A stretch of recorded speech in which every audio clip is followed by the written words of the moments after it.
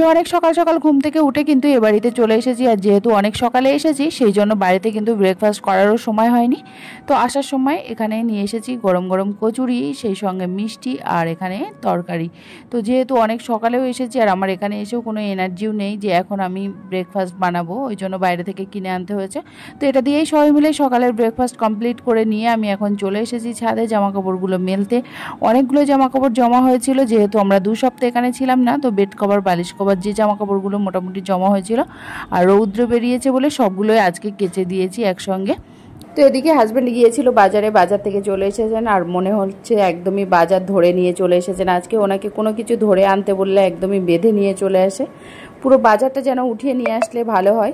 আমরা বাড়িতে যেহেতু 3 জন মানুষ খায়, তো এতগুলো বাজারের কিন্তু কোনো দরকার হয় না। তবু দেখো রেগুলার বাজারে যাবে আর এত এত সবজি নিয়ে আসে, সবজিগুলো নষ্ট হয়। আমার কিন্তু একদমই ভালো লাগে না এগুলো।